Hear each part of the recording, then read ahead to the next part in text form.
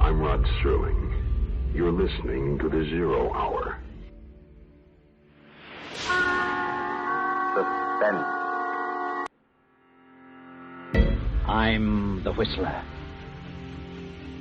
Yours truly, Johnny Dollar. Who is it? The Fat Man. Presents The Man Called X. The Mysterious Traveler. Another journey into the realm of the strange and terrifying. I hope you will enjoy the trip, that it will thrill you a little and chill you a little. So settle back, get a good grip on your nerves. Where are we going? You'll find out when we get there.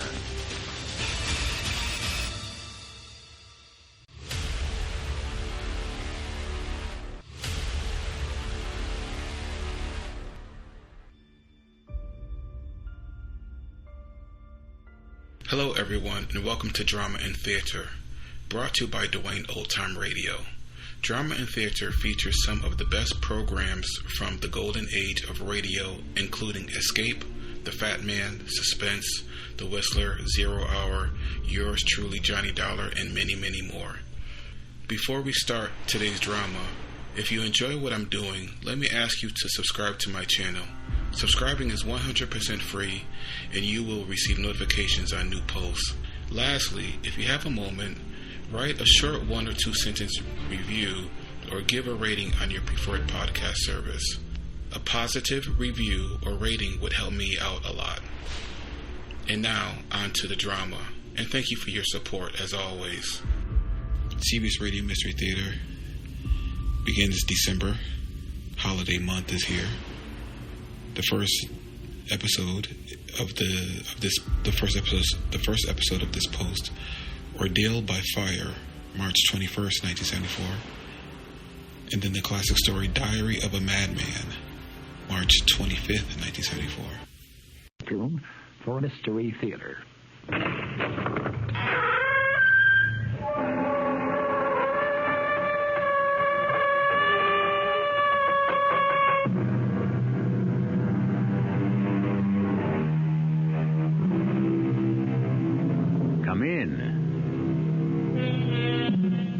Welcome. I'm E.G. Marshall. Welcome to the world of your own terrifying imagination. Mark Twain once said, "Everyone talks about the weather, but no one does anything about it." The same thing might be said of the state of morality in the world today. Everyone talks about immorality and corruption, but no one seems to do anything about it. Can we do anything about it?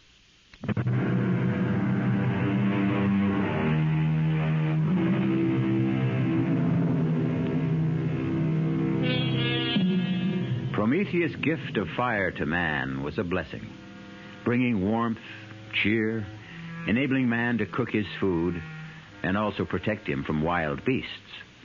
But along with the benefits came drawbacks. Fire proved to be destructive, and sometimes deadly, and man used it often to destroy. Thus was born the warning, "Don't play with fire." However, those who created one warning didn't follow their own advice, and they inevitably learned that they should have. Bob! Bob! Over here! Ava, I wired you not to meet me at the plane. I had to. Bob, I'm so glad you're here. Oh, darling. I've missed you. Me too, darling. I know I shouldn't have sent you that silly cable, but, Bob, I am so frightened. It's all right now. It is all right. No, it isn't. I know how important your China trip was to you, but I had to bring you back. I tried to handle this myself, but it's Handle just... what? Not here. Let's have a cup of coffee and I'll try to explain.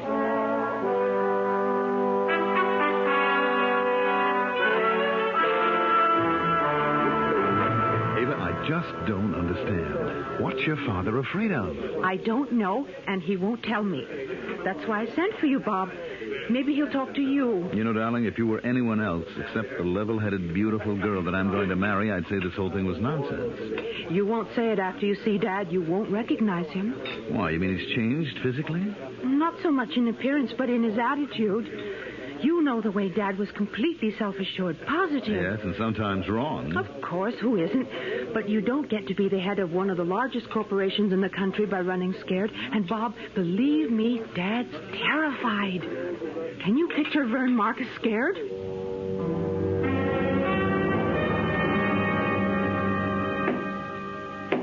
What's going on, Vern? Oh, nothing much, Bob. Just having my study remodeled. It looks like you're making it into a bank vault. You going to store your money here? What brings you back to the States? I thought you planned to stay in China 2 months. You're the reason I'm here, Vern. You've evidently been allowing Ava to fill your head with a lot of nonsense. Nonsense? Well, I don't know what she told you, She didn't tell me that you were turning your study into a fortress or electrifying the fence around the house, but she told me enough to convince me that I was right to come back. What's frightening you, Vern? Now, leave me alone. Just leave me be, that's all. Is that too much? Much too much. Stop thinking about yourself and think of what you're doing to Ava. Ava has nothing to do with this. No? How would you feel if your daughter built herself a fortress and locked herself in, turning from an outgoing, beautiful girl to a frightened, petulant child, asking only to be left alone? Would you try to help? All right, Bob. You win. One promise. You mustn't tell Ava. But she's frantic with worry. I have to tell her something. No. At least let me tell her that you've confided in me. That will help. That's all you'll tell her? You promise? I promise. All right. My telling you isn't going to do any good. I'm caught, that's all. Caught? By what? The Promethean Society. What's that? It's a small, secret society dedicated to doing something about the lack of morality in the world today. All right, but what do you mean you're caught? I have 1 week to give the leader of the society, a man who calls himself Promos, $1 million. For what? Well, ostensibly to spread the message of the society. Well, what kind of work do they do that takes $1 million? A public relations campaign. Newspaper advertising, television, radio. There are even discussions of making a motion picture, and that takes money. Well, I don't see the problem, Vern. If you really feel that this is worthwhile, you make the contribution. If you don't, you tell them you won't go along. I'm afraid that's not possible.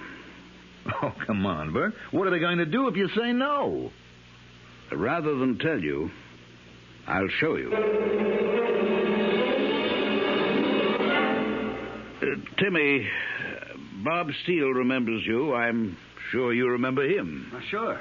I remember, Bob. How are you? Well, I'm fine, but what are you doing in the wheelchair? Learning how to operate the darn thing. I can move it pretty good. It's the brakes that bother me. Oh, watch it. That's all right. I've got you. Oh, thanks. Now, Vern, what brings you here? Well, actually, it was Bob. Bob? What can I do for you? Well, Vern seems to be passing the buck. I'm trying to find out what's got him so uptight, and he told me that... What have you done, Vern? What have you told him? Well, nothing yet. You see, Ava cabled me in China because she was so worried, and I came back to try to help. How much have you told him, Vern? Well, about our joining the Promethean Society, and that they've asked me for $1 million in contributions, and they asked you for half that, and you didn't pay. Well, Bob wanted to know what happened to you, so I brought him here to show you. You want to see what happened to me, Bob? Unwrap the blankets around my legs. What? Do as he says. And look at his feet. Good Lord. What happened? 3rd-degree burns. The doctor tells me scar tissue will take about 6 months to form. Oh. And then I can start to learn to walk again. How did it happen? Well, I was here, in my house. One day, my feet just burned up. Tell him, Timmy.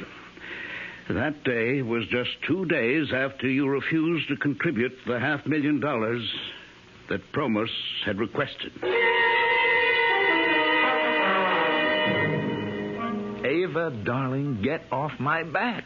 Oh, Bob, what's happening to us? Why are we so ugly to each other? Because something pretty ugly is going on. And you don't think I'm old enough to be let in on it? Look, I've already explained to you that I gave your dad my word. Well, at least tell me how you're going to help him. Will you be satisfied with that? I guess I'll have to be. All right.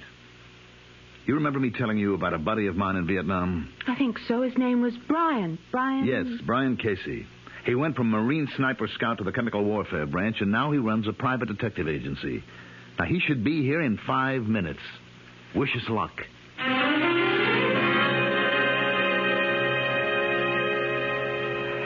can't do it, Bob. I just can't. Vern, think what we're asking. Only to stall. He'll tell me I've had enough time. I've known about this for weeks. He's right, Bob. Look, Casey, I brought you here because I believed you could help. Now, if you're going to agree with him... Just stalling isn't enough, Bob. We've got to have a plan.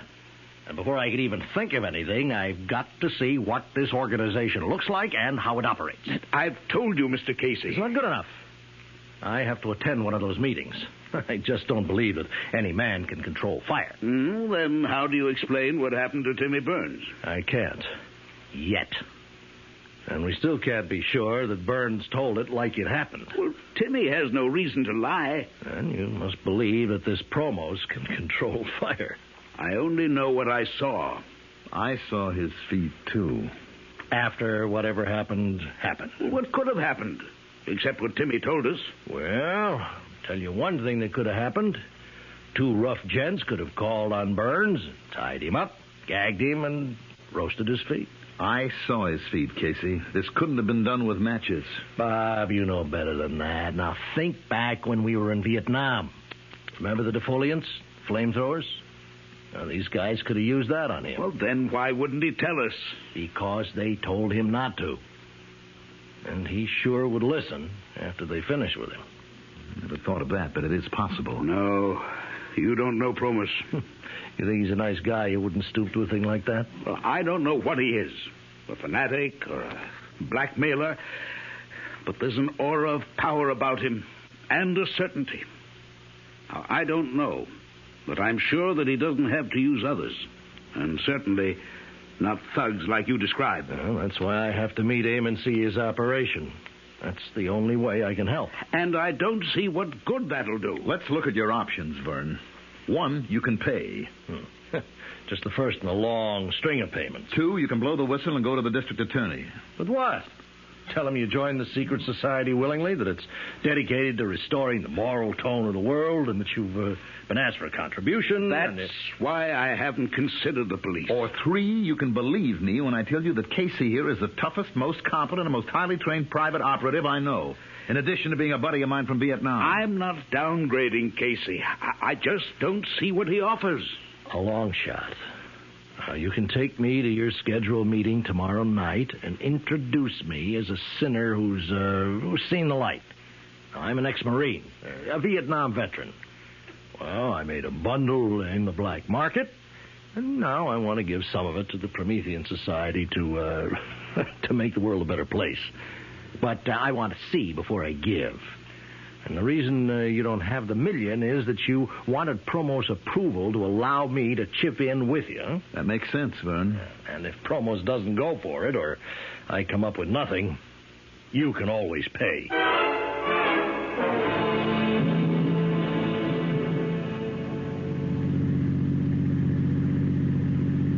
How you feeling, Vern? Nervous. Very nervous. I wish Bob could have come. Relax. Just do it the way we rehearsed it. You were letter perfect. But what if Promos asks me about... No. I'll handle the questions if they're about me. Now, clue me in again on the way this affair is run. It'll take your mind off what's worrying you. Well, the members all gather in the clubroom. Very austere, but comfortable. We generally chat with each other, and then when a gong sounds, we go into the assembly hall. That's a large room. Mm-hmm. I think it used to be a ballroom. It's been fixed. It has a stage at one end with a platform. And that's where Promos stands when he talks. That all? Well, there's the fire, but you know about that. At a certain point in his address, he raises his arms and extends them in the white and gold robe. And suddenly, he's consumed by fire. But it never burns him. Never. And you have no idea where the fire comes from? None. We've all talked about it. At first, we thought it was some magician's trick, but we can't be sure. You never had the stage checked out? Well, we talked about it, but we never did. Here we are. You know, you'll have to meet Promos before you can get into the meeting. All you have to do is introduce me. The rest will be up to me.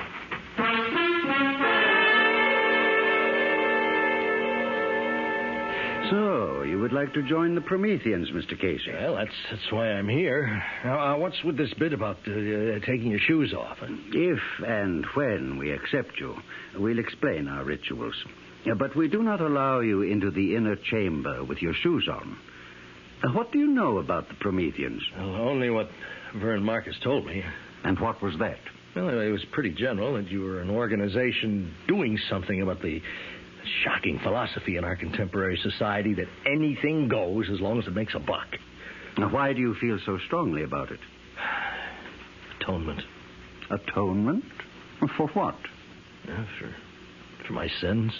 Now, this is not a confessional, and I am not a priest, Mr. Casey.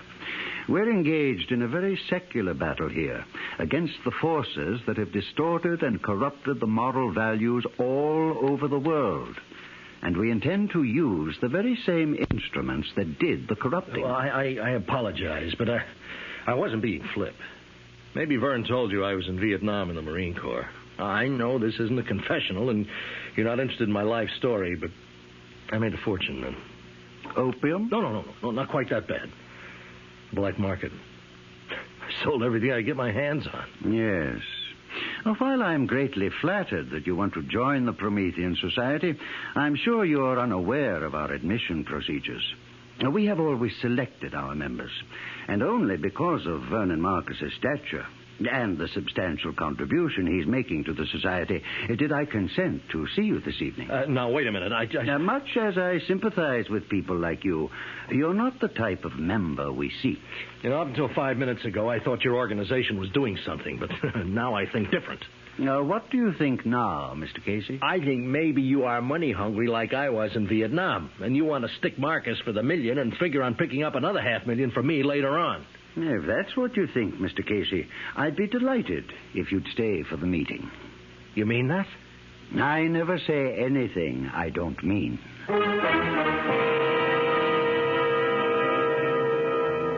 The world is made up of believers and non-believers. The two disparate groups argue about anything and everything, from the existence of ghosts to the importance of dream research. But few of the arguers ever get down to gritty reality. In just a moment, Brian Casey will see for himself the existence and power of Promethean fire as controlled by Promos when we return with Act 2.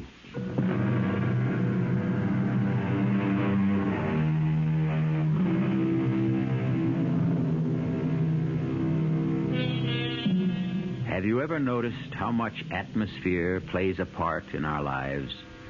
For example, it would never occur to anyone to hold a seance in a subway. And although the Promethean Society did not feature ghostly voices and trumpets and tambourines, its inner room or shrine was austere and impressive, with straight-backed chairs and organ music setting the proper atmosphere. The only light came from two flaming braziers on either wall. Promos, resplendent in a white and gold robe, stood at a lectern on a slightly raised stage. Welcome, Prometheans. Just as Prometheus brought man the gift of fire centuries ago, so are we dedicated to remind man that his salvation lies not in unbridled freedom and corruption, but in shoring up the wavering standards of morality and truth. Tonight, we extend a welcome to Brian Casey, a man who has indicated his desire to join with us, and who, after he has passed our scrutiny and been accepted, will undergo the rites of purification with which you are all familiar.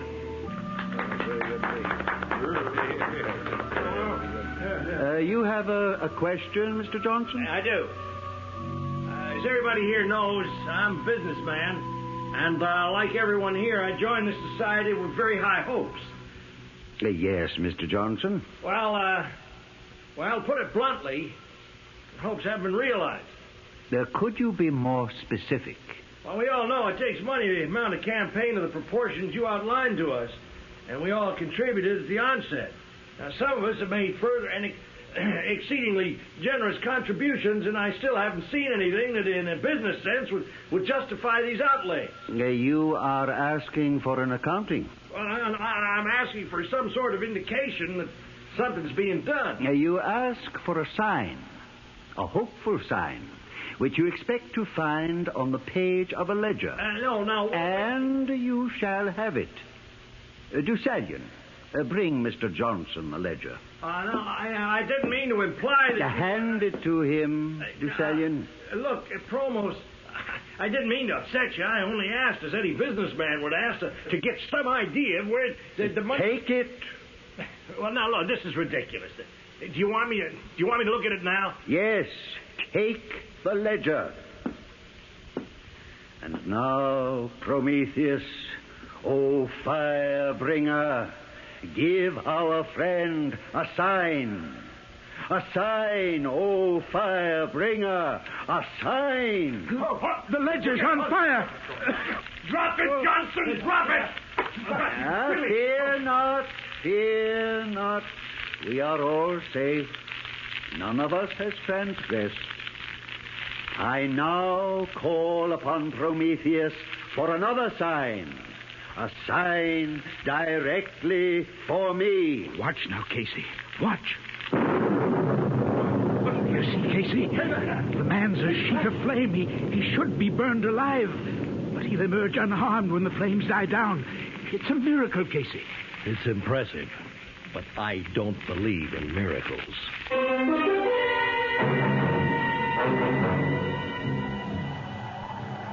Well, Casey, what did you think of the meeting? I can shake you up pretty good. I'll tell you more when we get into the car and start home. Mr. Marcus. Mr. Marcus. Yes, Promos? Haven't you forgotten something? Oh, you mean... your contribution. The society has been counting on it. Of course. You understand that I've had some difficulty in... You've had plenty of time. I know. But I can't... Have you changed your mind about making the contribution? Oh, no, not at all. I was just waiting for Mr. Casey here to... Mr. Casey informed me of his wish to contribute. But I must ask you, Mr. Marcus, in front of Mr. Casey here, are you completely familiar with his background? Why, yes, I think so. Now, what are you getting at, Promos? You're not yet a member. We cannot accept outside contributions. Well, what's that got to do with my background? Your background will determine whether or not we accept you. That's fair enough. If you accept me, you can take my $500,000. If not, it's up to Marcus to make the total $1 million contribution. Yes, I will. When can I expect to hear about my application? I should say within the next 48 hours. Yes, definitely within that time.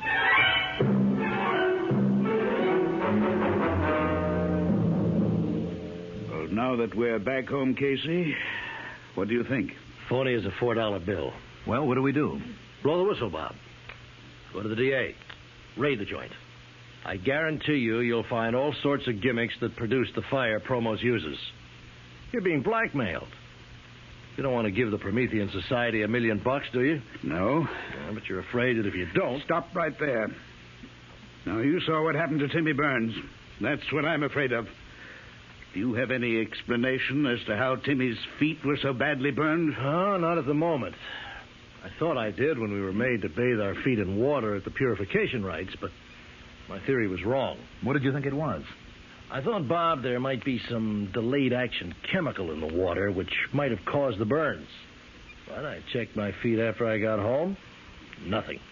Just plain water. Well, what's the next move, then? Now, before we talk about any next moves, I need a straight answer to two questions. One, can either of you guarantee that nothing's going to happen to me? Two, if we call in the police, can they give me the same guarantee? The answer to both questions must be no. Casey, thank you for your trouble. I'll send you a check. It's been nice to meet you. Goodbye. Now, wait a minute, Vern. You haven't heard... I've heard all I need to. It's not your skin that's in danger of being charred. Neither of you have anything to risk. I've made my decision. I'm going to pay.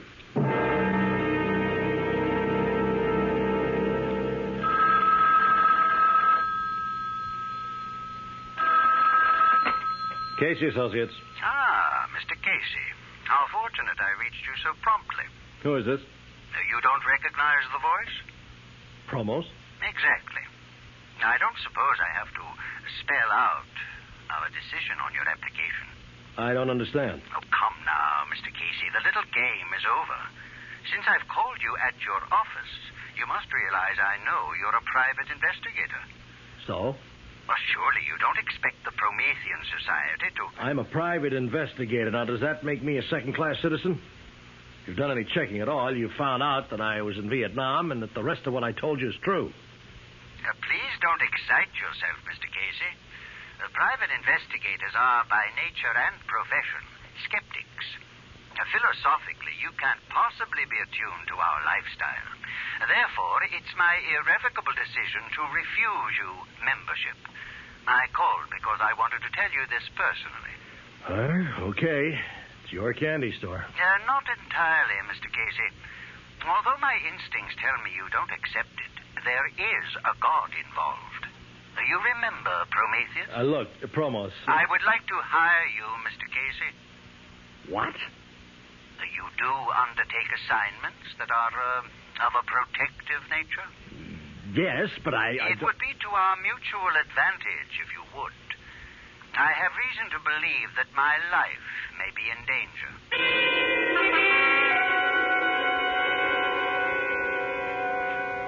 Are you willing to work for me? You'll be wasting your money. It's my money. Well, I'll think about it. Now, while you're thinking, consider the fact that if you were really serious about wishing to join us, you might be doing me an even larger service by keeping me alive so that the work of the society can go on. It's a good point. As I said, I'll think about it. Good, Mr. Casey. But don't think too long.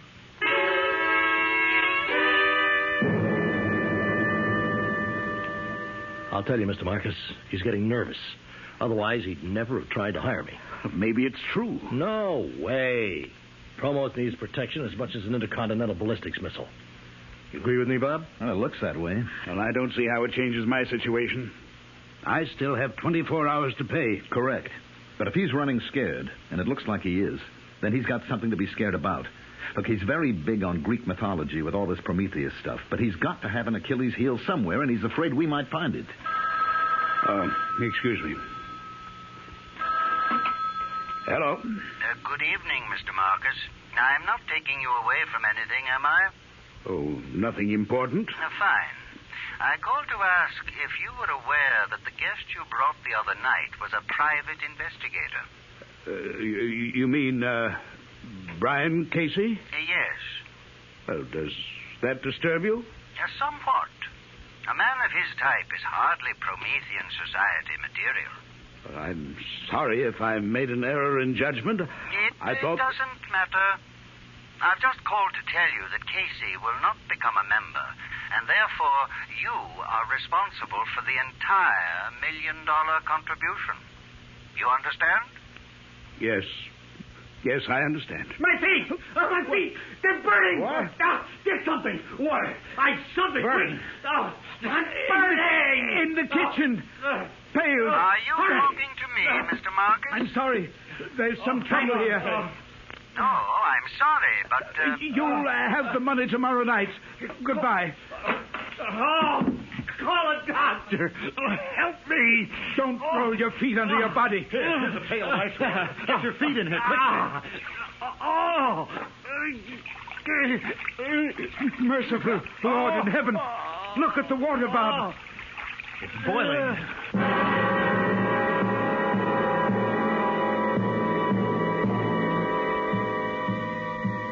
What can turn a pail of ice water into a bubbling cauldron? Promos would say it's Promethean fire. What would you say? What would you do if you were in Vernon Marcus' shoes? We'll be back shortly.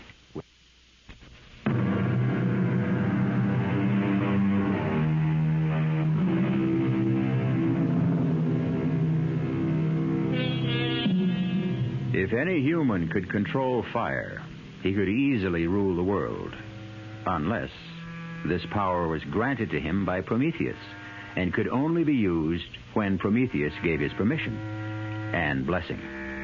That is the claim of Promos, the head of the Promethean Society. We return to our story to find Brian Casey in a wheelchair, with his feet badly scarred and burning for revenge.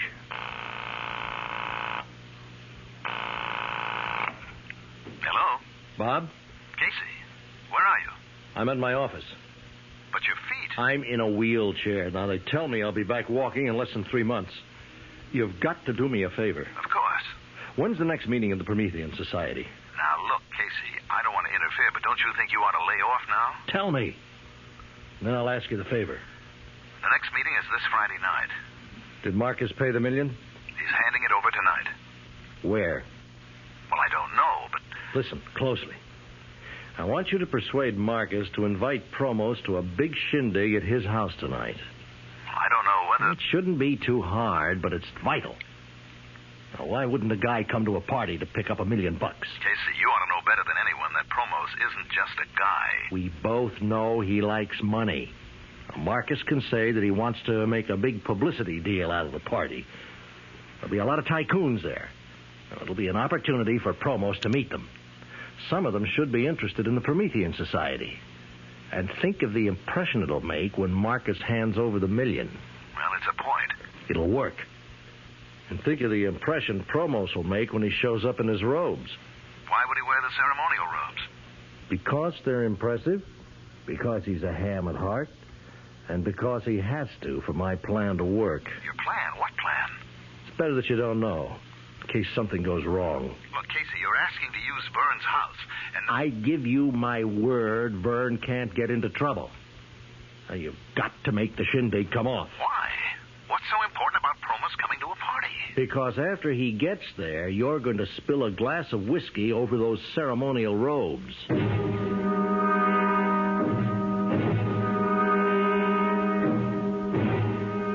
reached 518-8028. If that's the number you want, you'll know I never talk on the phone. You got 40 seconds to state your name and business after you hear the beep. This is Casey.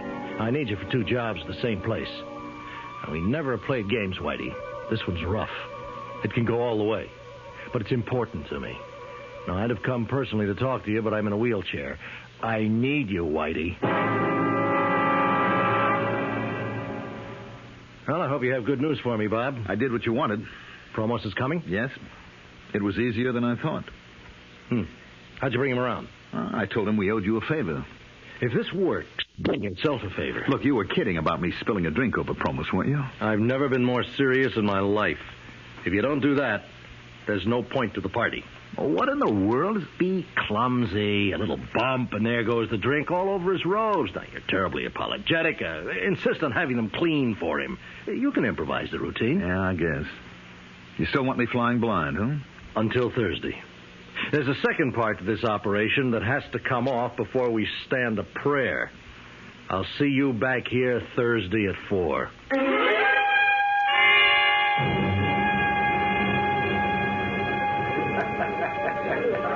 Bob? There's something very strange about this party. Nonsense, darling. I'm having a ball. Well, who's this Promos?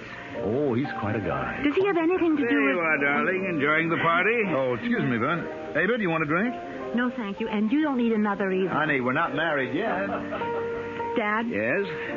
I want to talk to you about this party. Later, dear, after it's over. Where did you meet this man, Promos? Now, please, this isn't the time to... Well, he's the one who's been giving you the trouble, isn't he? I've told you, Evie, this is the wrong time for me to explain. You'll tell me later? If I can. Ava, darling, you don't know what you're missing. This bartender really knows how to mix a drink. Why would Dad give this man $1 million? Probably because he believes in the Promethean Society. Ridiculous. Don't say that until you've met Promos. He's impressive. He's a creep. Come on, let's go over. I'll introduce you. You may change your mind. Promos. Ah, Mr. Steele. And this, I take it, is your bride-to-be. That's right. Ava Marcus. Delighted. And congratulations to you, Mr. Steele. Oh, thank you. Oh, you're not drinking? Only wine. Excuse me now. Oh, please don't go yet, Promos. We haven't really had a chance to talk. What's up, Bob? Your glass. Oh, I'm so sorry. You clumsy fool. Bob, you spilled your drink. I'm terribly sorry. I don't know how that happened. Somebody must have pushed my arm. You did. Pushing it up to your mouth. Well, I'll have your robe cleaned, of course. No. No, thank you. Oh, I insist. It was an accident. There's no need to make a case out of it. It was my clumsiness. I'll have it cleaned and sent over to Society headquarters. I wouldn't think of it. Now, no offense, Mr. Steele, but this is a ceremonial robe, and I'll see to the cleaning myself. Oh, right on time, Bob. Come on, sit down. How are you feeling? Coming along.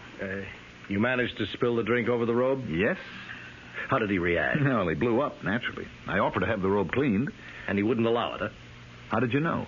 Because he's not about to let that robe out of his hands. You think he's gimmicked the robe? I think I figured the answer to a lot of his tricks. You remember the ledger that burned up in Johnson's hands? Sure. Well, Probos has definitely had experience with chemicals and combustibles. He's come up with some special ways to use them. Now, that ledger was treated with an unusual substance that would ignite when touched with the heat of a human hand. Yes, but the guy who brought it to him, Deucalion or something. He was wearing gloves. Are you sure? Well, I'm sure about the gloves. The rest is an educated guess. I learned a lot about chemicals in Vietnam. Well, how does the robe come into it? I just finished looking over Promo's ceremonial robe. How'd you get it? Remember Whitey Phillips? Where did you find Whitey? He's got a locksmith business. I can't believe it. Forgive me for laughing, but that slick crook, a locksmith, is just too much. Well, it's a perfect business for Whitey. Now, he was here 10 minutes ago. He brought me Promo's ceremonial robe. You got to be kidding. Whitey stole it? No, not the robe you stained. I told him to lift the clean one. Wait a minute. How did you know there was another one? Well, there'd have to be two robes in case one went out of commission. Uh-huh. And what did you discover when you examined the robe?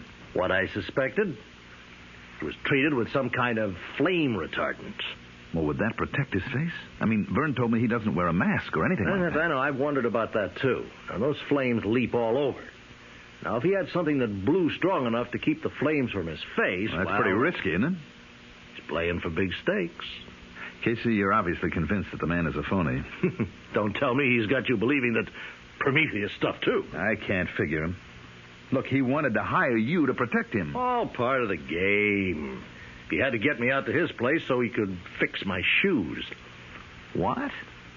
The fire that burned me started in my shoes, not in my feet.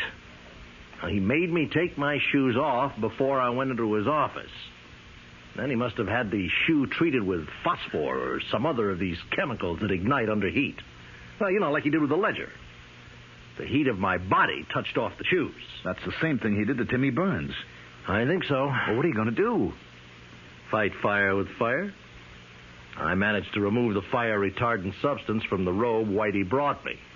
I treated it with some chemicals that really like fire. I fixed it so that Prometheus will really have a chance to bring the gift of fire to Promos.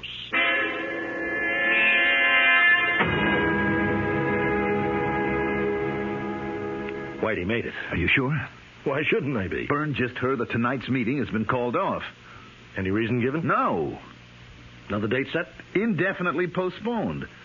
Now, do you think maybe Promos suspects something? I know. We've got to trust Whitey. Why would Promos call off the meeting? Well, maybe he's packing in the entire operation. With Marcus Million, he may figure he's had it. Now, that leaves us up the creek. Only one option.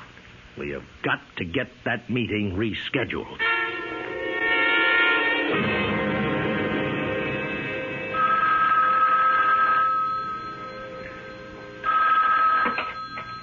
A Promethean Society. Promos? Speaking. This is Bob Steele. Look, I don't know whether you even want to talk to me because of the way I behaved at the party. Accidents can happen, Mr. Steele. Well, I called because I heard that tonight's meeting had been called off. Yes? And no date had been set for another? That is correct. Oh. Well, I guess that's that then. Mr. Steele, would you mind telling me what you're obviously trying to tell me? Well, it probably wouldn't mean much to you anyway. It was only a small contribution. Contribution? From whom? From the group that I represent.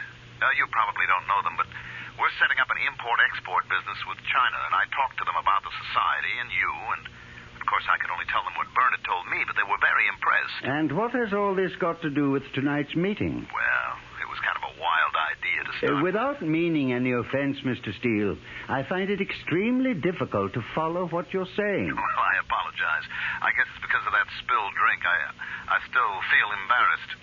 I think I ought to just forget the whole thing and return the briefcase with their money. I think it would be a lot better and clear up a confusing situation if you came here and told me just what you have in mind. I'm sorry I took so much of your time, Promos, but I'm sure you understand how my group feels. I'll just take the $50,000 back and explain to them that I couldn't witness a demonstration. You are always apologizing for the wrong things, Mr. Steele. First, you spill your drink on me. Now you say you're sorry for taking my time when I asked you to come here. But you don't apologize for putting me in the position of a cheap magician putting on a magic show for money. I never intended anything. Now, what did you intend? Just what did you tell these business associates? That I was some kind of sideshow freak who would become a fire swallower for a fee? What's the name of this game you want me to play? I'm terribly sorry. You're sorry? You've not only insulted me, but Prometheus. Well, I guess there's nothing for me to say. Oh, yes, there is. I'll give you something to say. Go back to your associates and your father-in-law and tell them they can come tonight and see Promos and the Promethean fire.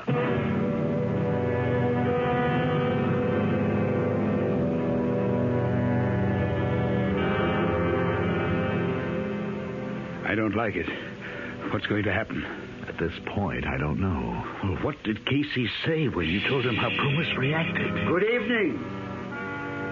I will extend no welcome to those of you who have come tonight, not because you believe in a cause, but out of curiosity. I don't like this, Bob. Tonight, will you have the courage to face Prometheus, as I do?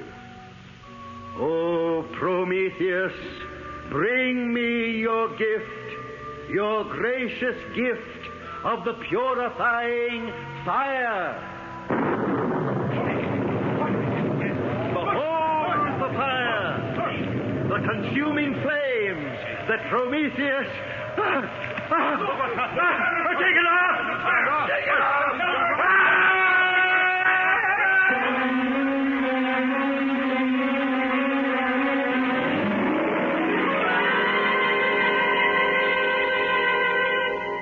Those who live by the sword die by the sword. The man who called himself Promos, who lived by fire, died by fire. A flaming, horrible death. A warning to whom? To criminals, and perhaps a warning from Prometheus not to misuse the gift he brought mankind. I'll be back shortly. Our cast included Julie Newmar, Mandel Kramer, Earl Hammond, Guy Sorel, and Sidney Walker. The entire production was under the direction of Hyman Brown. Radio Mystery Theater was sponsored in part by Sign-Off, the Sinus Medicines, Anheuser-Busch Incorporated, Brewers of Budweiser, and the Kellogg Company, makers of Kellogg's Special K cereal. This is E.G. Marshall inviting you to return to our Mystery Theater for another adventure in the macabre. Until next time, pleasant dreams.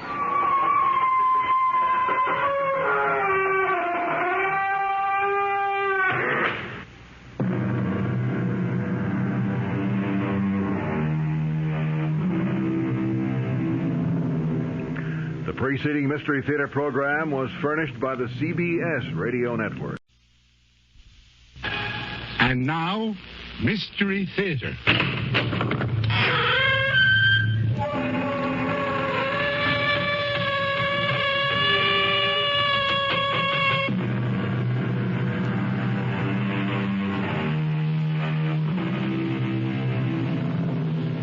Come in.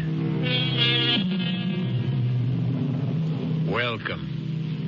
I'm E.G. Marshall. Welcome to the exciting world of your own imagination. The law says, thou shalt not kill. And that's the law most of us openly acknowledge. Yet, there are other laws and drives that stir primitive, long-forgotten urges, instincts, laws that raise murder from the worst of sins to the most satisfying of deeds. Hey, please, let me go. Oh, no. I've got you now, Jim. You have no reason to kill me. We're friends. It's nothing personal, Jim. Why? Why do you want to kill me? A hawk kills a rabbit. Why? Because he has to. It's the law of nature. Frank, you're crazy. Put away that knife. I'm a natural man, Jim. I'm only obeying the law of nature. Kill!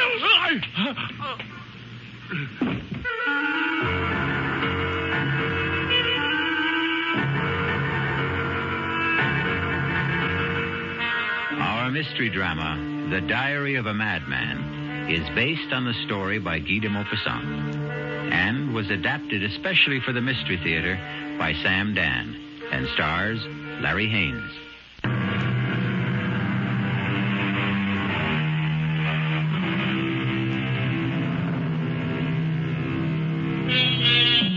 Homicide is illegal, immoral, and a mortal sin. We condemn and punish the murderer. And yet, from time to time, doesn't an entire nation rise up in righteous anger and slaughter another nation? And so, there are those who, naturally enough, ponder the question. If it's noble to kill for one's country at wholesale, why is it base to kill for oneself at retail? These are the thoughts that occupy the mind of a tall, well-dressed, dignified gentleman. He's walking down a deserted street very late one night in the early summer, some 25 years ago. As he passes a darkened doorway, he hears a gasp. What a relief. I beg your pardon. Oh. Is something the matter, miss? Yeah. Oh, it's only you. Me? Yeah, you. I don't believe we know each other, Miss... Wilson. Darlene Wilson. Oh, my glad it's you. I'm afraid I don't understand. Well, you see, I took this job at Benji's Diner. My first night at the job. You know the place? No, I can't say that I do. We'll never go there. Oh, what a bunch of creeps. Anyhow, somebody said this street was a shortcut to the bus stop. And I was walking down the street and I heard these footsteps coming up right behind me. Well, wouldn't you be scared if you was me? Well, I suppose. Oh, I got so scared. I tried to hide in this doorway. Oh, and it turned out to be you. Well, I'm sorry I frightened you. Oh, forget it. You're just the kind of person somebody would like to see on a lonely, deserted street late at night. Really? Why? Well, you're so well dressed. Is that all? Well, look. Is it okay if I walk with you as far as the boulevard? I guess it's pretty safe there. Yes, of course.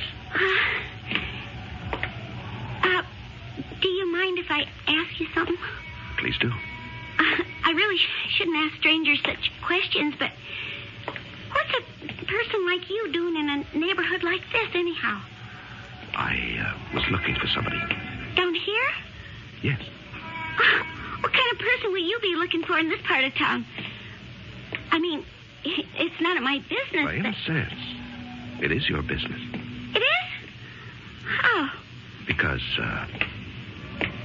I happen to be looking for a person like you. What? What did you say? Person like you. What are you talking about? You see, I have a certain urgent need. Now, listen here, mister. If I was that kind of a girl, No, Darlene. It's obvious you are not that kind of girl. Well, then, what do you want from me? I want your life, Darlene. What are you saying? No, please, get out of my way. Oh, no, Darlene. Let go of me. No, I can't, Darlene. You can't kill me. I never did anything to you. No, of course not. I don't even know you. There's nothing personal in this, Please, Darlene. I'm scared. Please leave me alone. Please, don't struggle. I won't hurt you. It'll be over very quickly. I don't want to die. Don't please.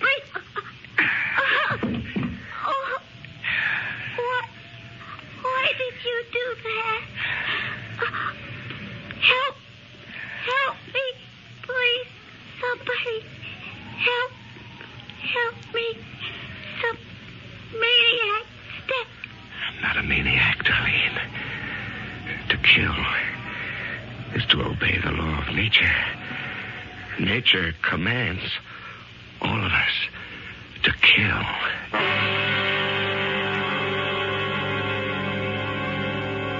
June 29th. I've done it again. And again. It was so easy and exciting. She struggled desperately. I could feel the wild beating of a heart, the hysterical pounding of pulses. And then the climax of the drama. A single thrust of the blade. And once again, no one will ever know. Who could possibly suspect me? The knife. I carefully cleaned and hid it in my desk. There was blood on my lapel. I scrubbed every trace of it away.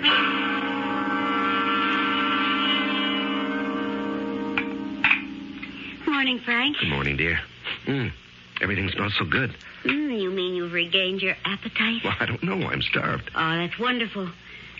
I've been so worried about you lately, Frank. What did the poet say, dearest? Come fill the cup. Well, fill my cup and my plate with doubles of everything. What's come over you? Well, I feel like a brand new man today. How was the banquet last night? Oh, the usual political nonsense. Anyone want you to run for the Senate? Well, as they say, the feelers were out. Do we want to live in Washington? Oh, darling, that was a bore. I made an excuse and left early. Oh? Where'd you go? Oh, out for a stroll. One of your long walks? Mm-hmm. Clears the mind. Doris took your coat to the cleaners. The lapels were all wet. Yes, I tripped and fell to the pavement. Oh, you didn't hurt yourself? No. I landed on some grease or paint or something. I tried to wash it off when I got home. Well, you didn't have to bother. Doris said it looked like blood. Oh, it sounds ominous.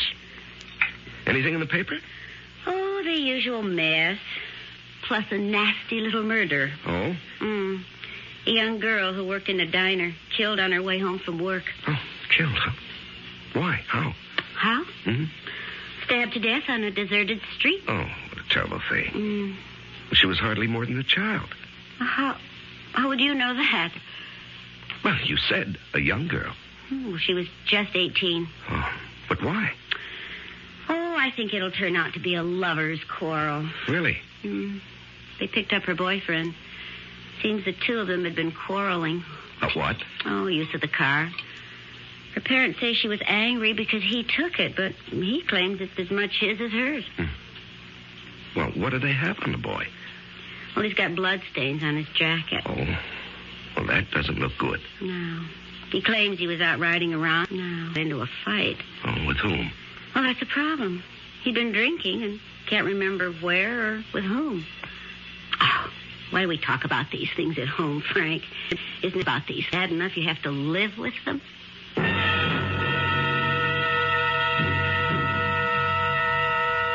June 30th. Although I'm completely above suspicion, I can't afford to be careless.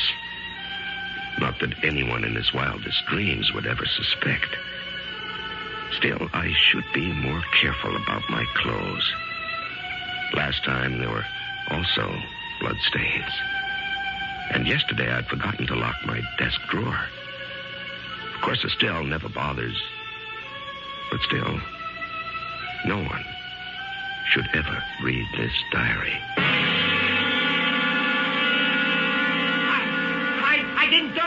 They're lying. They're all lying. Order. Order. Order, I'll clear this court. The defendant will rise and face the bench. Your Honor, Don't you call me Your Honor, young man. By your conduct, you show no respect for the law or for this court. Judge Wallace, I didn't kill her. Why would I kill her? Why? I loved her. Young man, you're being given a fair trial. You have every opportunity to prove your innocence. Judge, please. None of them believe me. What are you saying? Everybody thinks I'm guilty. I can tell. But I was cruising around and I got into a fight. I got the bloodstains that way. I got no alibi, but I didn't do it. You'll have to be seated. And we'll proceed in an orderly fashion. Will the attorney for the people continue his cross-examination?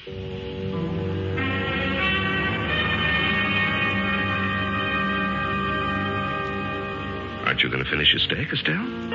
You mean you still have room for more? I'm always this way when I'm trying a case. Well, it must take a great deal out of you. Yes, especially this one. Why this one? Oh, I don't know. Frank, that boy's innocent. Estelle, that's for the jury to decide. No, not completely. It's for you to decide. I think you've decided. How can you say that? By the way you're handling it. Please, Frank, you may not be aware of it, but... Aware of what? Well, you're favoring the prosecutor. Now, that's ridiculous. Well, then, it has to be my imagination. I don't understand why we're even talking about this. We never discuss my case. It's just that. Estelle, you're actually pale. What is it? I'm convinced that boy is innocent. Well, if he is innocent, he'll be acquitted. But you know that isn't true. The innocent don't always go free, and the guilty aren't always punished. Estelle, I've never seen you like this before. I know, and I just can't account for it. But I have this conviction. That boy is absolutely innocent. Darling, there's evidence. I don't care about evidence. Now, that's irrational. Well, what can I do? I know. Don't ask me how. I just know. That boy is innocent. Well, then there's every chance the jury will agree with you. No, Frank. That's what makes it so terrible. I don't think the jury will agree with me. I had killed before. But this was the first time somebody was going to pay for it, so it was doubly exciting. I had not only killed her, but in a very real sense, I would also be killing him. He was doomed. I could tell. They didn't like the boy. I could read the verdict in their faces. And so I went out of my way to give them the kind of charge that would be as favorable to the defendant as I could make it, because I knew that nothing could save him. They stayed out a whole day, all night, and the better part of the next morning. There was never any doubt in my mind.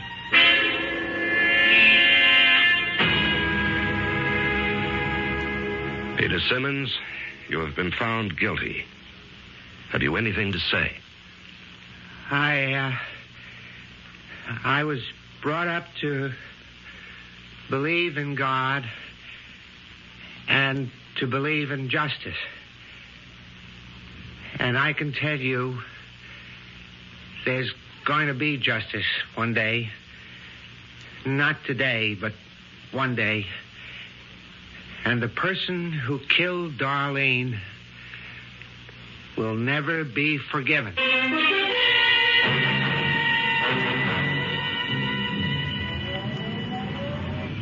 Thanks for picking me up, dear. Yeah, well, I didn't think I could come to court today, but I couldn't stay away. Did you have to hang him? Darling, it was out of my hands. The jury wants him executed. There was no recommendation for mercy. Do you think he's guilty? We don't think about these things, darling. We hold a trial and hear the evidence, and the jury decides. Therefore, he's guilty. Well, I still say he didn't do it. I'm sorry. I heard your summation. You were obviously on his side.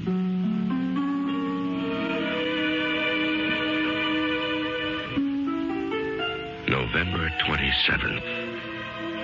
All of his appeals ran out. He was executed last night. I understand he died very well. But it isn't as if I killed him with my own hands. And it's been a long time. A very long time since I obeyed the law of nature. I'm growing restless.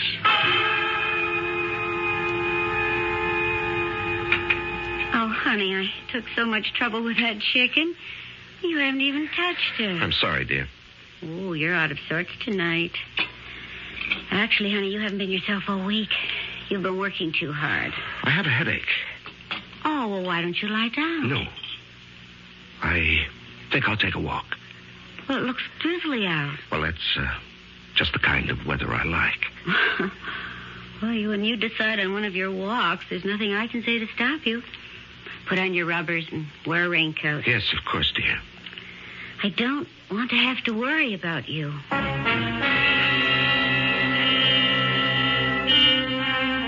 Walking may be good for some people, but it can be extremely hazardous for others, especially for someone who might just happen to run into Frank Wallace. As Frank walks calmly through the rain-soaked streets, he sees a short, slight figure just up the block. And once again, there is the quickened pulse, the rapid heartbeat, the flushed face, and Frank's fingers tighten around the knife in his pocket. We'll be back shortly with Act 2.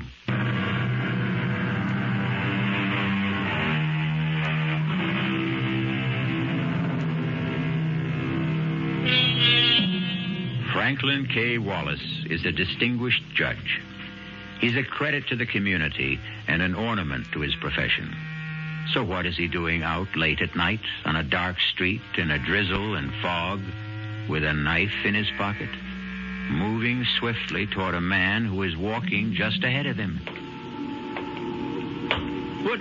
Hey, well, I'll be. It's Judge Wallace. Evening, Judge. Oh, it's, Jim Downer. Don't you recognize me? Yes, of course. How are you, Downer? Well, I tell you, I'm having a problem. Oh? She says to me, Jim, you're chasing around. And it's true. I am. And she says, Jim, you've squandered not just your money, but mine. And it's true, I have. And she says, Jim, if you don't quit, I'll leave you or I'll kill you. Either one, maybe both. I don't know. Hey, what are you doing out on a night like this, Judge? Just walking. Oh, you don't kid old Jim. Nobody picks a night like this to go just walking. Something's up, huh, Judge? Well, nothing you'd want to write about in the newspaper, darn it. You know, Judge, I need a story in the worst way.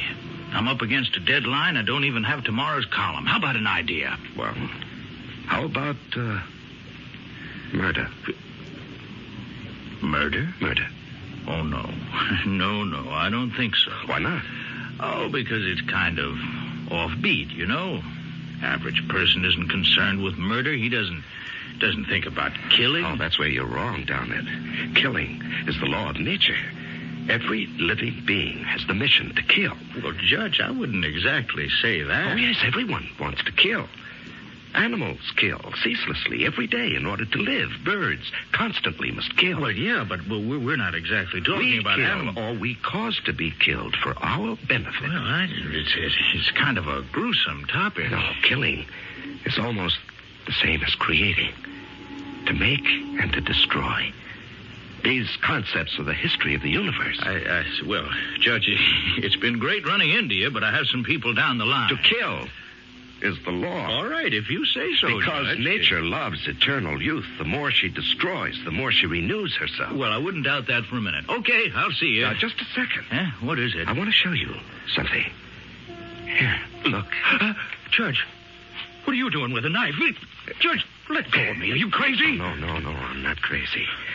We kill animals, but that's not enough to satisfy. Now, wait a minute. Long ago, the basic need was met by human sacrifice. But now, each man must... Help!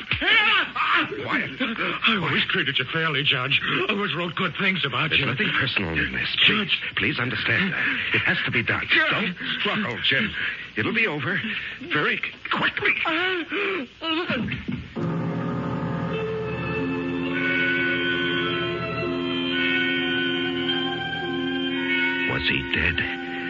thought I heard someone coming.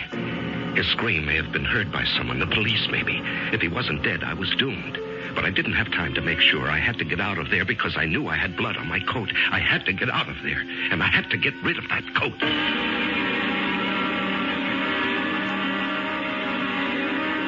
Frank, where's your coat? Estelle, I don't think you're going to believe me, but I gave it away. You what? Yes, you know the legend of the rich man who gives his coat to a beggar. Well, I ran into some poor derelict, and I just gave him... Frank, what a generous thing to do. Well, not really. The coat was getting old, and I was getting tired of it. And I never really liked it. Oh? Let me tell you the latest news. Mm-hmm. Jim Downard, the political columnist on the Herald. Yes? What about him? Well, he was found stabbed on the street. Oh, no. Uh-huh. Is he dead? He's in a coma. Oh. He was unconscious when the police picked him up. Evidently, he'd been attacked. He'd been screaming for help. Well, will he recover? Well, the police are convinced he'll be able to identify his attacker, but, well, he has to regain consciousness. Yes. Estelle. I'd like to go to the hospital. I'd like to see him. Oh, I didn't know you were that close. Well, Jim was, he said he wanted to do a biography on me. Really? Mm-hmm. But you never said anything. Well, it was just in the talk stages. Well, they probably wouldn't permit visitors. Well, the least I can do is go there and ask if he needs blood. Oh, Frank. That's wonderful. The doctor said, sure, he needs blood. And they took a pint of mine, which I thought was only fitting and proper. And then I asked if I could see Jim. And the doctor said Jim was still in a coma, but I could pop inside for a second. There was a cop stationed outside the door. He saluted me, and I walked into the room. He was lying very still. There were all kinds of tubes attached to various parts of his body. As I leaned over to look at him, he slowly opened his eyes. And I knew he was going to live and destroy me, unless I could do something. I could hear the doctor out in the hall. He was exchanging greetings with a policeman. Quickly, I pulled gently at one of the tubes in his arm. I didn't know what that might do, but it was all I had time for. Do you want some warm milk, honey? No, I'll just go to bed. Any news about Jim Downard? Sorry to have to tell you this, Frank, but came over the radio a few minutes ago. Jim Downard is dead. Oh. They said he never really had a chance. January 20th. I had discovered something else.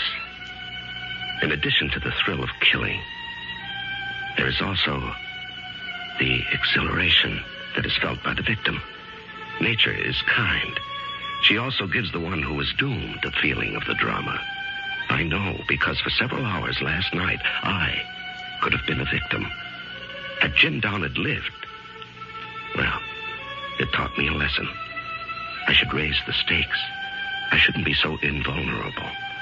After all, if I am absolutely 100% safe, where is the thrill? Morning, darling. Oh, I see you've prepared a big breakfast. You know, it seems to me that every time there's been a murder, you eat a big breakfast the following morning. Oh? How do you account for that? Well, how do you account for this? Police have suspect in Downard murder. Have they? It's remarkable. It only happened late last night, and they have their man a few hours later. Darling, he's not exactly their man. He's just a suspect. Well, they don't say, but they hint pretty strongly that the evidence against him is rather heavy. Well, now, that's for a jury to decide. I don't know, Frank. I don't think he did it. Oh, no. Here we go again. Well, it's just a feeling. Darling, he'll have his day in court. Well, that doesn't necessarily prove anything. Estelle, are you attacking our system of justice? Did that poor kid, what's his name, Peter Simmons, did he get justice? Well, he got a fair trial. Huh. Well, I still believe he's innocent, for all the good that does him now. And I believe this man is innocent, too. Estelle, you don't know what the evidence Well, is. it's just a feeling, and it just won't go away. Oh, you're being silly. Maybe. I just wish that you weren't involved. Well, I have to be involved. It's my job. February 23rd. The man's name is Tom Lewis, 30 years old. He has a previous record. He did time for robbery and again for assault. I don't think his chances are too good. He doesn't have a very good story either.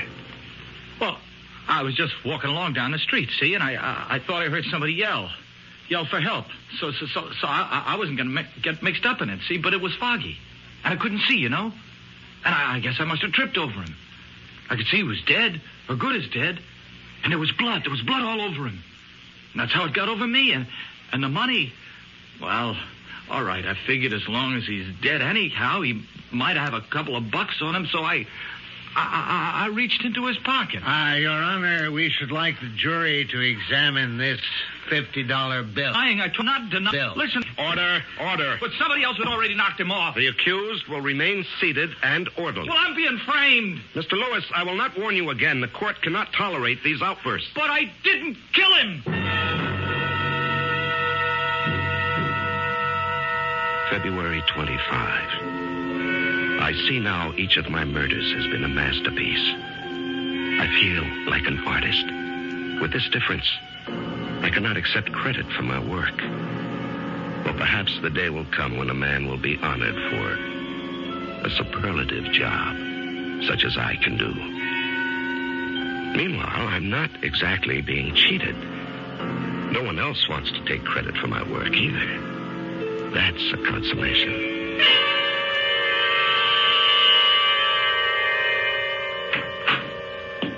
Estelle? Yes, Frank? Well, now, what are you doing sitting here in the dark? Is it dark? I hadn't noticed. Well, did you fall asleep? No. Well, let me turn on the light. There. That's better.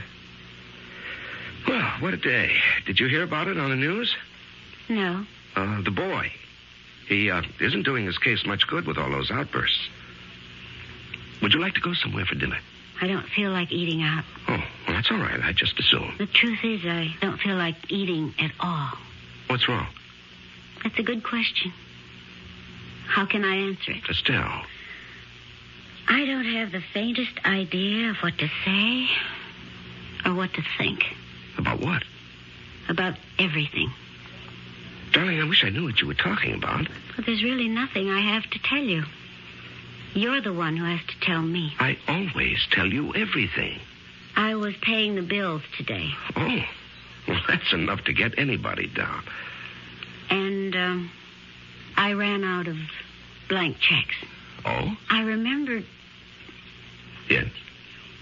That you always have an extra book of checks in your desk drawer.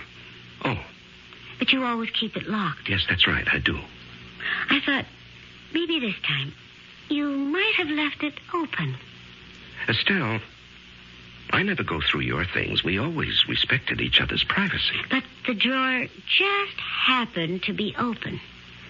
And I found this little book. And, did you read it? Yes. Yes, Frank, I read it. Every single word of it. Did you tell anyone about it? No, Frank. I've told no one. Well, that's good. That's very good to know. Frank.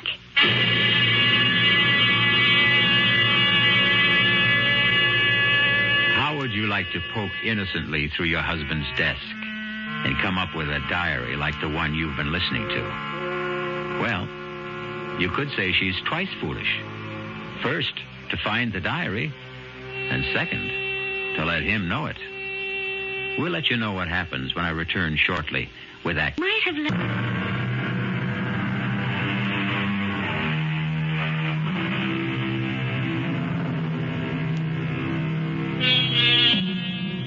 Over the years, there's been a series of particularly brutal murders. You are the wife of a distinguished jurist who has presided over most of the trials and sent the supposedly guilty to death. Now, you find a diary in which your husband claims that he is the killer. Frank, what are you going to do? What do you mean, what am I going to do? Well, you killed those people. This boy. This one who's on trial now for the murder of Jim Downard. He's innocent. No, dear, he's guilty. But I just read your confession. And Peter Simmons, who was hanged for killing his sweetheart. Well, you admit you killed her. Darling, please, sit down. You're becoming hysterical. That's right, I am. I have every right to become... Estelle, please, will you listen? But to what? To the truth. I've just read the truth. Darling, listen. Now, for many years, I wanted to write a book. What? Now, will you please just listen? You don't have to say anything until I'm finished. I have been fascinated by the criminal mind. And so after a particularly brutal, apparently senseless murder is committed, I try to place myself in the mind of the killer. What does he think? The way you put it, murder is obedience to a natural law. That's poetic license, dear. What do you mean? We kill, not for gain. Or we think we do. We think we kill for money or for passion, but the truth is, these are just pretexts. Now, we kill because of an ancient urge. And when the urge becomes strong enough, we take advantage of any pretext that comes up. But I'm not aware of this urge. And neither am I, dear. It's been refined and civilized out of us, but there are lower types. You see, the Tom Lewises, the Pete Simmons. Why what? I don't know. Estelle, do you believe that I killed these people? Well, there it was in your own handwriting. Oh, Estelle, could you actually believe me capable of murder? I don't know. It was such a shock, and I was so frightened. Darling, we've been married 20 years. Don't you know there is to know about murder? Thought I did. And then I happened to remember certain things. Like what? Well, though each time there's been one. What? Murders, you just happened to be out walking. Well, if there's such a thing as coincidence. And when that girl was killed, well, you did have stains on your coat. Oh, darling. Would you hang me on circumstantial evidence? Well, you hung Peter Simmons on circumstantial evidence. And circumstantial evidence is tightening the noose around Tom Lewis's neck every day. Do you seriously believe? No. I believe you. Well, that's better. I believe you. Because I have no alternative. February 27. How could I have been so stupid? Why did I leave that drawer unlocked? I'm sure there are psychologists who would say that I want to be caught, but that's ridiculous. Does she believe me? Does she? Or do I have to kill her? Kill Estelle? No, that would be testing the law, the natural law. Can you kill a loved one? Because I do love Estelle. That would be the highest obedience to the law, to kill the one you love. Very well, Mr. Lewis. You expect this court to believe that you just stumbled across Mr. Downard's body in the dark? It's the truth. He had already been attacked by someone else. Yes. He was still alive. I think so. You insist you heard him cry for help. That's right. Someone had just attacked him, see? And he's the one who killed him. Yeah, but we don't know that he cried for help. All we have is your word for it. But it happened, I tell you, and... Yes?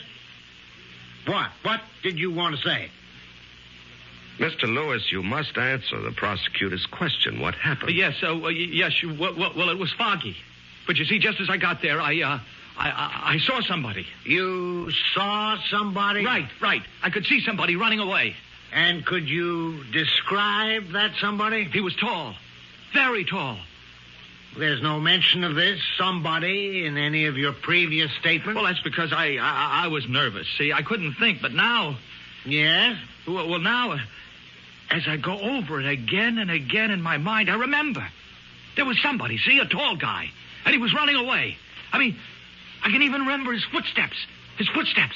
And so now you expect us to believe that the murder was committed by a certain mysterious somebody. I expect you to believe the truth. I think we already know the truth.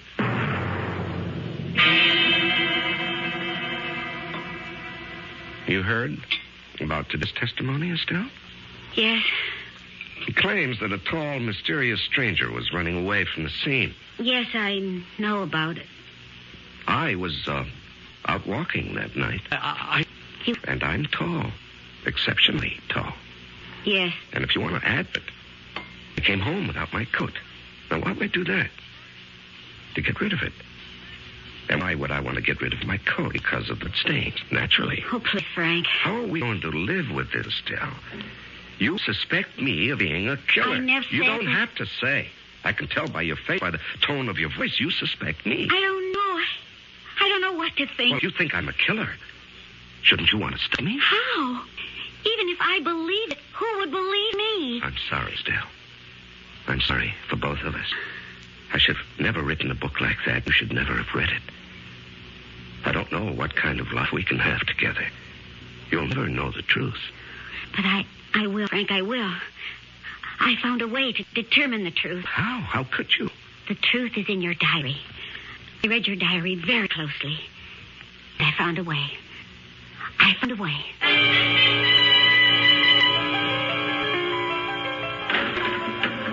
Who are you? That's not important, Tom Lewis. How'd you get in here? It wasn't easy. Now, what do you want? I want to save you. Yeah, why? Listen, I pulled a lot of wires to get into this prison. I'm the only chance you've got. Who are you kidding? I got no chance at all. Unless you can work Miracle. How are you at Miracle, lady? Just pull yourself together. You have a job to do. Now, look, lady, I don't know who you are, what you want, but it ain't going to work. You have absolutely nothing to lose. Now, just tell me, was there or was there not a tall man who ran away as you approached? Yeah, I told the prosecutor. Now, you just didn't make that up in any desperate hope someone might believe it. Lady, I don't have to lie. I got nothing to lose. There was someone. Tall? Yeah, tall guy. And that's all you could say about him? Well, he was tall and kind of athletic looking, you know. Good build. He moved fast. I see. Hey, lady. Hey, what's the matter? Come on, what are you crying about? Oh, nothing. Oh.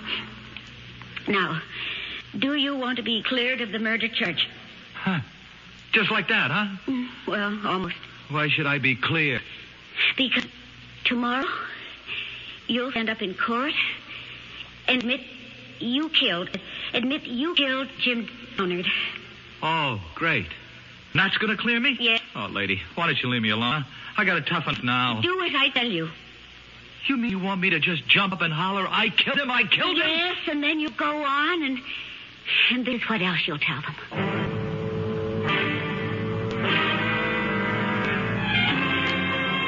So, ladies and gentlemen of the jury, you've heard all the testimony, seen all the evidence, and now it's up to you to decide whether the accused, Tom Lewis, is guilty as charged of the crime of murder. They don't have to decide. There will be order in this court. Order. I mean, what's to decide? I'm guilty. Hey, here we say. Order. The prisoner will be seated. I'm guilty. Do you see? I don't care what those clowns on the jury think. I killed him. I killed Jim Leonard. I killed him. I'm proud of it. I'm proud of it. Sure, I killed him. What's wrong with that? Everybody kills sooner or later. We're all killers, you see. I killed him because I couldn't help myself. He said be seated. Didn't you ever want to kill somebody, Judge, huh? Didn't you? I'll have you removed from this court. What do I care? I killed him. I also killed that woman last year, you know? That Darlene, right? Darlene, what's her name? I killed her. Her boyfriend swung for it. You did not. I did. I can still feel the wild beating of her heart, you see? The hysterical pounding of her pulse. And then you stab the knife. You didn't kill her. I killed her. And I told Tom Downard, you can take that away from me. Don't anybody try to take it away from me. Silence. I won't be silent. I killed because I had to. I had to obey the law. The natural law. Nature commanded me to kill. That's a lie. You're a cheap little p***. What would you know about nature's laws? What would an ignorant hoodlum like you know about nature's law? What an illiterate clod like you know about the dark hidden places in the human soul? What would you know about bloody imperatives of the race? I know. I killed both of them. You're a liar. You didn't kill anybody. I did. I killed Darlene Wilson and I killed Jim Donnet, and I can prove it. Frank. Now you know, Hazel. Now you know I did it. They weren't cheap little crimes of passion. They were obedience to the elemental law. You know that's the truth, Estelle. Show them the book. Show everybody the book.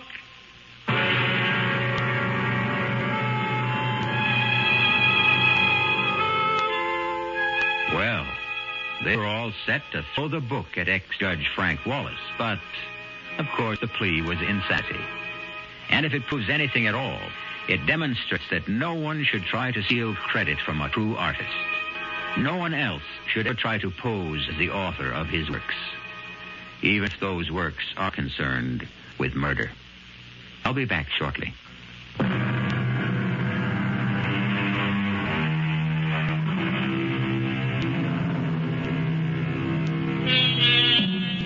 You've heard him say, murder will out. It's supposed to mean that murder cannot be hidden. The fact will eventually emerge. However, the tale you just heard adds a chilling dimension to that statement. It can now mean that murder may slumber deep inside each of us, that one day it may find its way out. No, that won't do. Better enjoy murder vicariously with us. That way, you'll never be tempted or driven. Our cast included Larry Haines, Evie Juster, Robert Dryden, and William Redfield. The entire production was under the direction of Haim Brown. This is E.G. Marshall inviting you to return to our Mystery Theater for another adventure in macabre. Until next time, pleasant dreams.